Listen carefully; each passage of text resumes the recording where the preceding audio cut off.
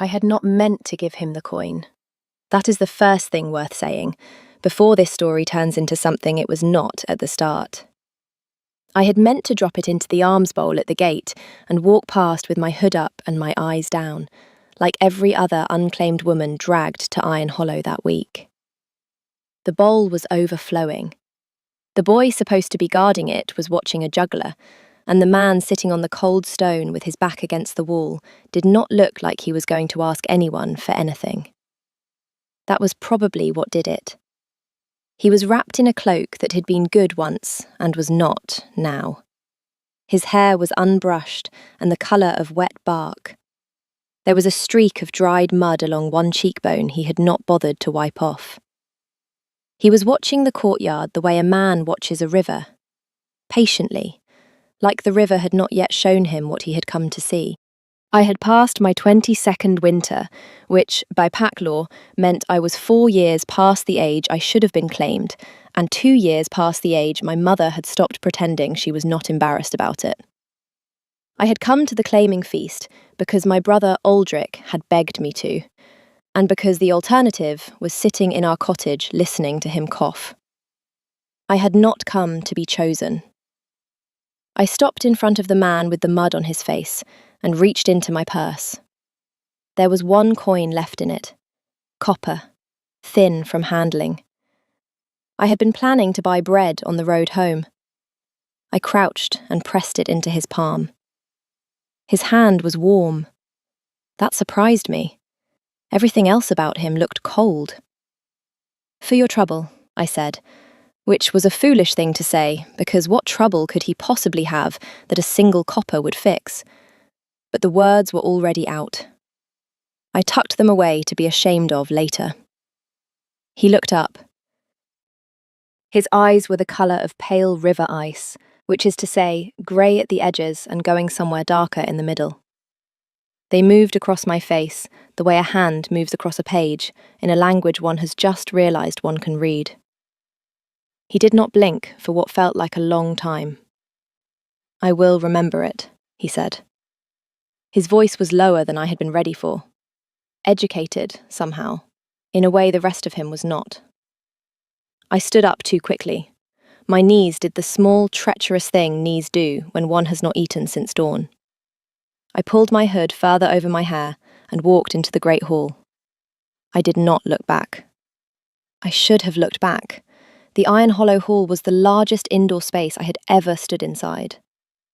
The ceiling went up and up into a darkness lit only by iron chandeliers, each one shaped like a stag's antlers and burning with candles thicker than my wrist.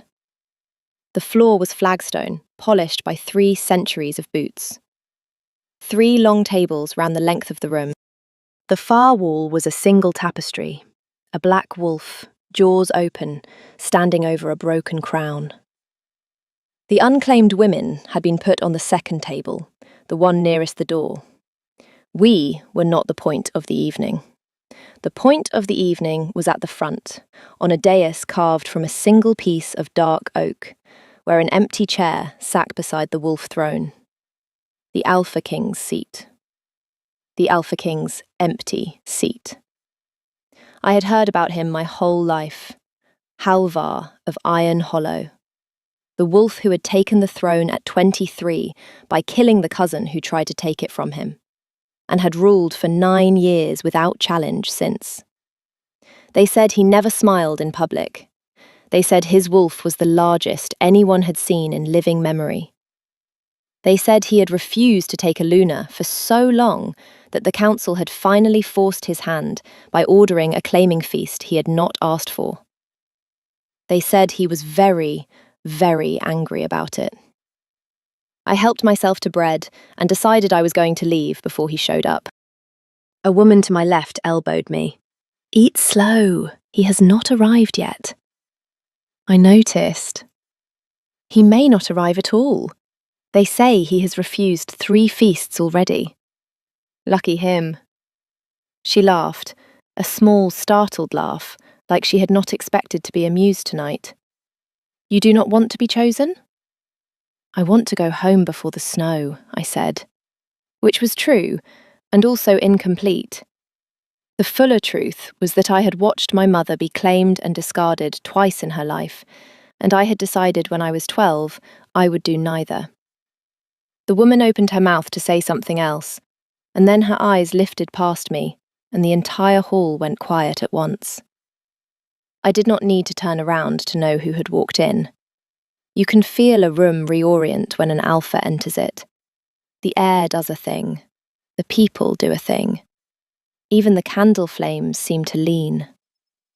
I turned anyway, because I was 22 and stupid, and I had never seen a king. He had stopped at the great doors. He had not yet taken a single step into the hall. He was wearing black, a long coat closed to the throat, no ornament, no chain of office, no crown. 3 men flanked him, 2 warriors, and a beater I would later learn was named Bronn. His hair was still the colour of wet bark, and his cheekbones were still sharp, and there was no mud on his face anymore. He was looking directly at me. I felt the bread go dry in my mouth. I had given my last coin to the Alpha King. The Alpha King had been sitting in a dirty cloak at his own gate, watching his own claiming feast walk past him, and I had crouched in front of him and called him trouble. I sat down very slowly. His gaze did not follow me. He walked the length of the hall at the pace of a man who has nowhere to be and an entire kingdom waiting for him to get there. He did not look at the unclaimed women. He did not look at the dais. He did not look at anyone.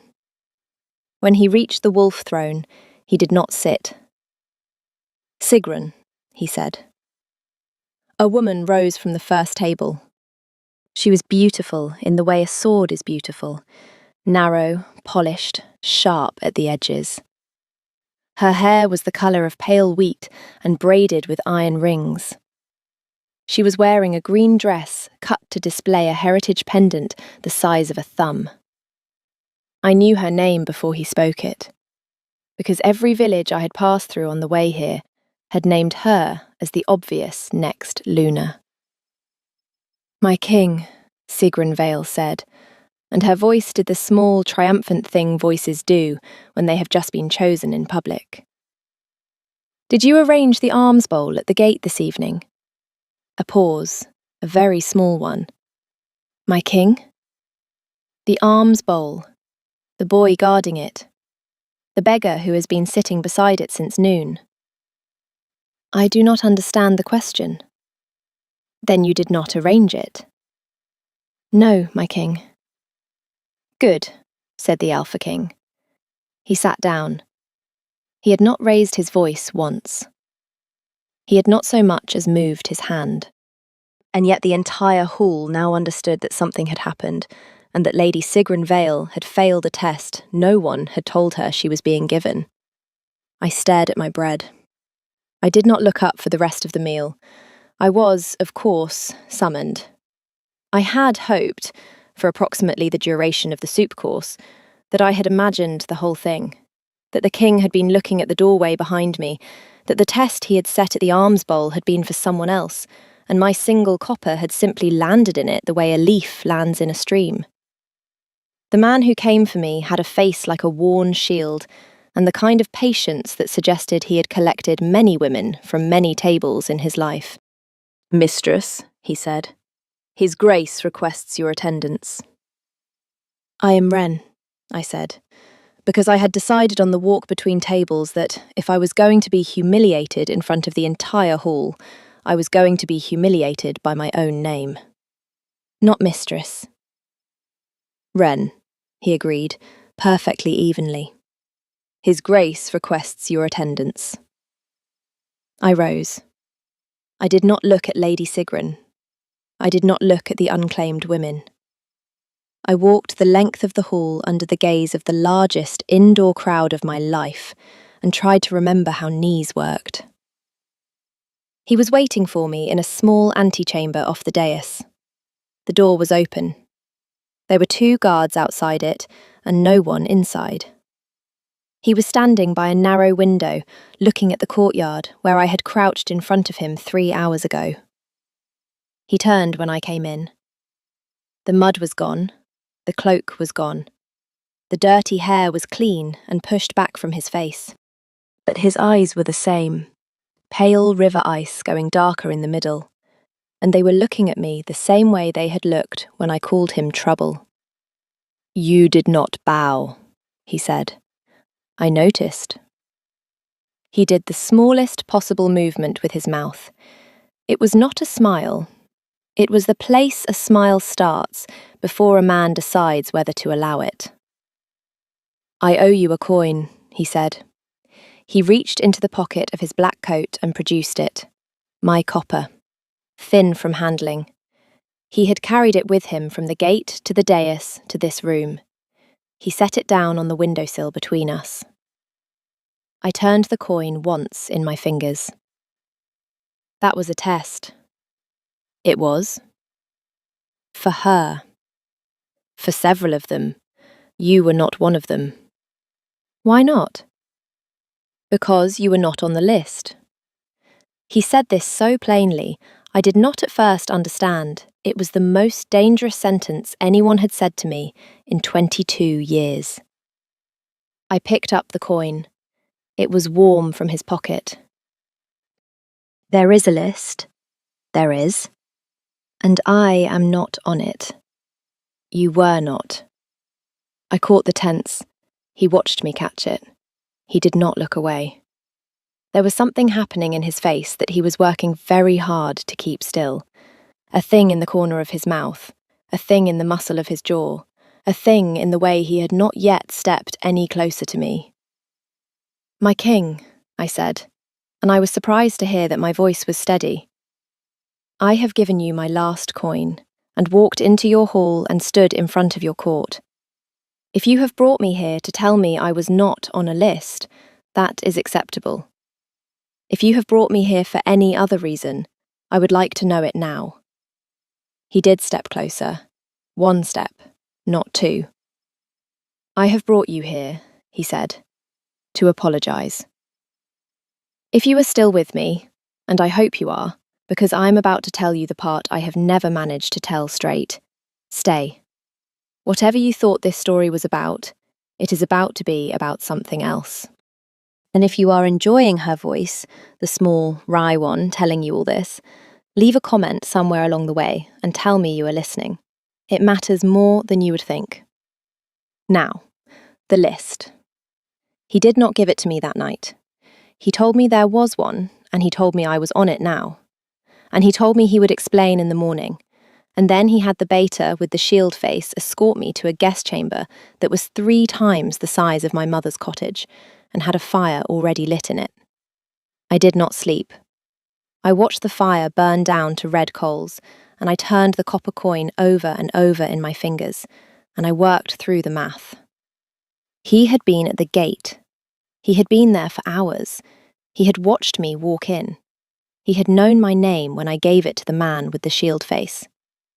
He had not asked Bronn to find out who the woman in the green hood was. He had known. By the time the candles guttered, I had assembled most of it. The pieces I had not assembled, he gave me himself the next morning, in the library. The library at Iron Hollow is not what one expects from a Wolf King. It is the warmest room in the fortress. The walls are honey-coloured oak. The floor is layered with furs. 3 of the windows look east, so the morning sun pours in and lands on a long reading table in the middle of the room, where someone, Halvar as it turned out, had laid out a single piece of paper for me. It was a list of names, 46 of them, in a clean scribe's hand. Every name except one had been crossed out. Some had been crossed out cleanly. Some had been crossed out, and then a second time with vehemence. A few had small notes in the margin, in handwriting that was not the scribe's, sharper, more pressed down. "Cruel to her sister," one note said. "Eats her horses," said another. "Spoke to a beggar like he was furniture." The single name that had not been crossed out was at the bottom. It was mine. "It was added 2 weeks ago," said the Alpha King. He was sitting in a chair by the eastern window. He had not stood up when I came in. He had not greeted me. He had simply gestured at the table and let me find it myself. By whom? I already knew. By me. You have been to my village? 3 times. I sat down because my knees had done the treacherous thing again. The council ordered the feast, he said after a moment.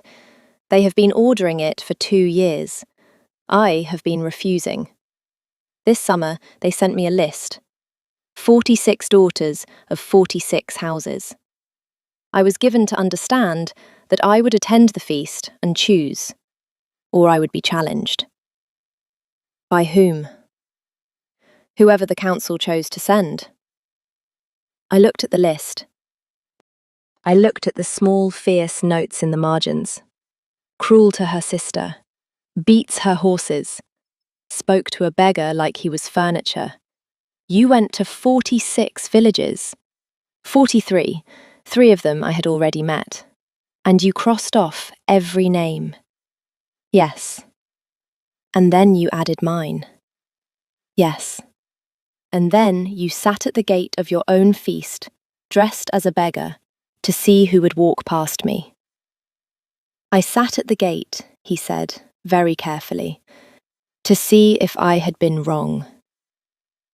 I looked up. He was not looking at me. He was looking at the eastern window. His hand was on the arm of the chair and his fingers were very still. Wrong how? Wrong about you. I waited. He did not finish. I have learned since that this is the thing about Halvar. When something costs him, he goes quieter, not louder. The bigger the admission, the smaller the voice. If you wait long enough, he will tell you the rest. If you press him, he will close like a fortress door. I waited. My wolf, he said eventually, still not looking at me.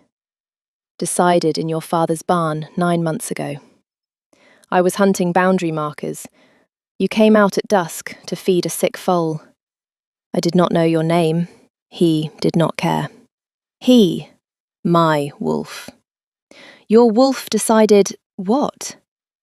He did look at me then, pale river ice, going darker in the middle. He looked at me for what felt like a long time, and I understood, slowly, that what he was about to say was not going to be the kind of admission that could be unsaid. That I was finished, he said, looking. I did not know what to do with my hands.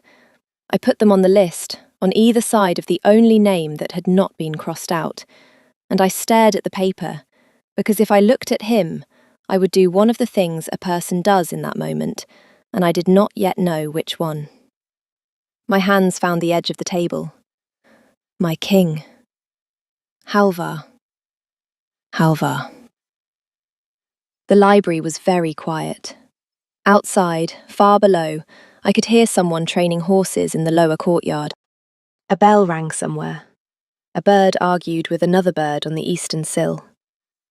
And you wanted to know, I said, whether you had been wrong. Yes. So you sat in your own gate in a dirty cloak. Yes. And I walked up to you and gave you a copper. You did. And called you trouble. You did that as well. There it was again. The smallest possible movement at the corner of his mouth. The thing he was working very hard to keep still. I picked up the list. I folded it in quarters. I did not give it back to him. I tucked it into the front of my dress, against my heart, because it was mine now, and because if a king was going to keep a copper from me for 3 hours, I was going to keep a list from him for the rest of my life. All right, I said. He waited. All right, I said again, because I had to say it twice to make it true. I'm going to need a great deal more information than this, but not now. Not now, he agreed. I left the library. I did not look back this time either. But for a different reason. Lady Sigrun Vale made her move on the third day. She had not been sent home, which I learned later was a deliberate choice on Halvar's part. Sending her home publicly would have humiliated her house and started a small war. He had instead allowed her to remain at the feast under the assumption that her dignity required her to leave on her own. Sigrun's dignity, it turned out, was not the operative force in her decision-making. She came to me in the corridor outside the kitchens, where I had gone to find tea because I'd been awake for 3 nights running and was running out of patience with the dignity of being upstairs. She was wearing grey. She had braided iron rings through her hair again. She was not alone. 2 of her cousins were with her, and a man I did not recognise who was holding what looked like a writ. "Mistress Wren," she said. And the word mistress did the same work in her mouth that the word beggar had done in mine 3 days ago. "We have a matter of bloodlines to discuss." I set down my tea. "Pack law," she continued, "requires that any woman who stands before an Alpha King at a claiming feast must be of confirmed pack lineage. Your village has no record of your father's pack. Your mother was claimed and rejected twice. We have prepared the forms." She gestured. The man with the writ produced it. "You will withdraw from the feast," she said. "Quietly. You will leave Iron Hollow before nightfall, and you will not speak of having been here. The king will be informed that you became homesick. No one will suffer for it." It was an elegant trap, and she had clearly been planning it since the moment she watched me walk up the length of the hall. The forms were real. Pack law on lineage verification was real. Halvar himself could probably override it, but doing so publicly would suggest he was bending the law for a woman whose blood was, in fact, suspect. And Sigrun knew it. I looked at her for a moment. I had not slept. I was holding a cup of tea. I was 22 years old, and I had given my last coin to a king who had carried it in his pocket for 3 hours. And I was not, it turned out, in the mood. "Lady Sigrun," I said. "My mother was claimed and rejected twice because she chose poorly twice. That is not a lineage problem. That is a judgment problem. The judgment did not run in the family. I have made better choices than my mother, and I'm about to make another one now." I drank the rest of my tea. I set the cup down. I walked past her, around her cousins, past the man with the writ, and I went to find the Alpha King. He was in the lower courtyard, where someone had been training horses. He was watching a young mare being put through her paces by a thin boy who did not look old enough to ride her. He turned when he heard me coming. He saw my face. He did not ask what had happened. "Sigrun Vale," I said, "is in the kitchen corridor with a lineage writ and 2 cousins, attempting to have me legally withdrawn from the feast on the grounds that my pack ancestry cannot be verified. She has given me until nightfall." He looked at me for a long moment. "Did she?" he said, very softly. "She did." He turned to the beater, who had appeared at his elbow without my noticing. "Bronn, find the council clerk. I want the original writ Sigrun Vale signed when she accepted her own invitation to this feast. There is a clause on the 3rd page about good faith conduct. I want it read aloud at the evening meal. My king. And Bronn, make sure Lady Sigrun is seated in the front row when it is read." Bronn's worn shield face did something it had not done all week. It almost smiled. She tried once more. Of course she did. The night before the formal claiming ceremony, when half the feast had already left and the rest were preparing for the morning, there was a hunt. Pack hunts before a claiming are tradition. The Alpha rides, the woman he intends to claim rides, the senior pack rides, and at some point during the dawn ride, the Alpha takes the lead, and the woman rides up beside him, and the pack sees it and understands. I was not a rider. I had said so. Halvar had nodded and arranged for me to be given the gentlest mare in the stables, a soft-eyed grey called Ash, who had carried his sister before his sister died, which I learned later, but did not know that morning. The girth strap on Ash's saddle had been cut almost all the way through.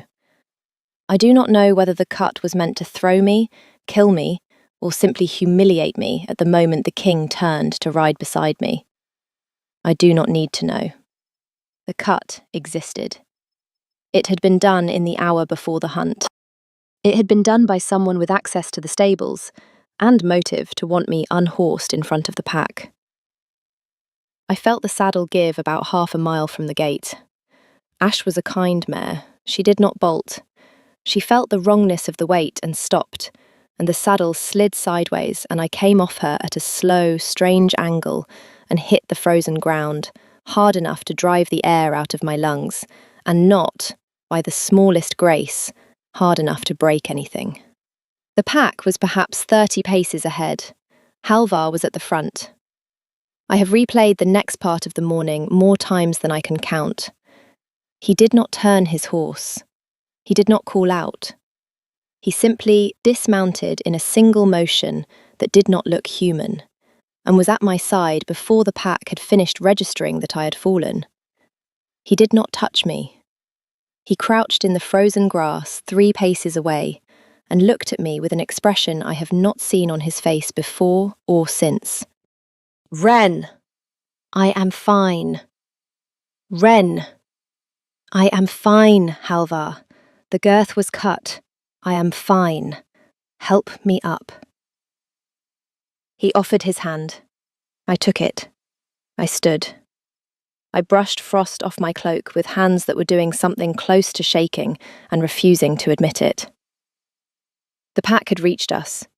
Bronn was already crouched by Ash's saddle, examining the leather. He held up the strap. The cut was clean and deliberate, and not visible from above.